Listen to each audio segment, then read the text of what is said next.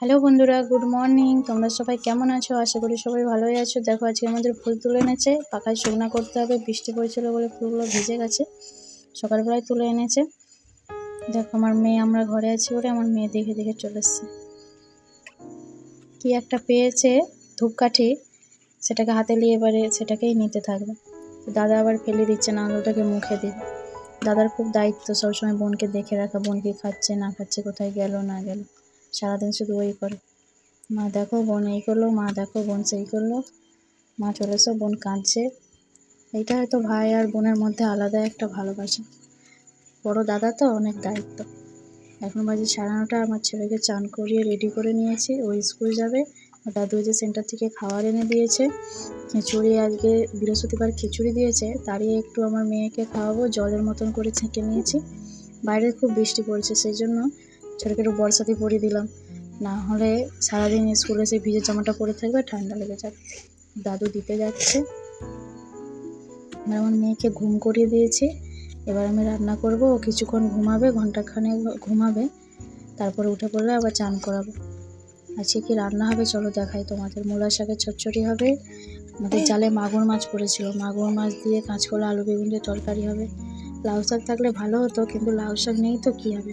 মাগুর মাছটা আবার ডিমও ছিল, দেখো একটু, সেটাকে ভেজে দেবো। আমি বড় মাগুর মাছ খাই না, তোমরা কে কে মাগুর মাছ খাও না কমেন্টে জানিও।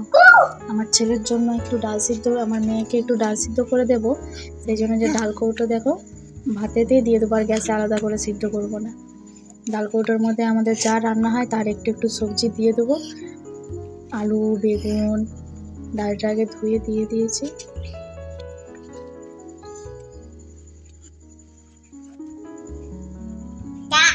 আলু বেগুন, একটু করে নুন, একটু হলুদ, সব কিছু দিয়ে কৌটাটাকে ভালো করে আঁটিয়ে ভাতের হাঁড়ির মধ্যে দিয়ে দেবে। ভাতও হয়ে যাবে আর ডালটাও খুব সুন্দর সিদ্ধ হয়ে যাবে।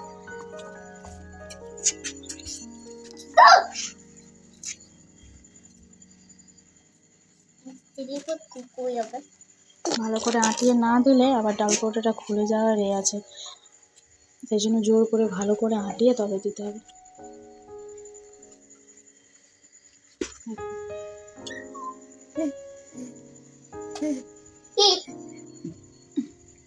এখন বাজে প্রায় 12:15। আমার রান্নাবান্না হয়ে গেছে। দেখো আমার মেয়েও উঠে গেছে, উঠে ঘুম থেকে উঠেই কাঁদছে। তার মেয়েকে চান করে দেবো। ডাল কৌটোয় করে ডাল সিদ্ধ করতে দিয়েছিলাম, কত সুন্দর সিদ্ধ হয়ে গেছে। এর সঙ্গে আরও 2-4টা ভাত দিয়ে ভালো করে মেখে ছাঁকনিয়ে করে ছেঁকে ওর জলটা খাইয়ে দেবো গুঁদুরে করে। গুঁদুরে করে না খাওয়ালে তো এখন খেতে পারে না, এখনো ছোট।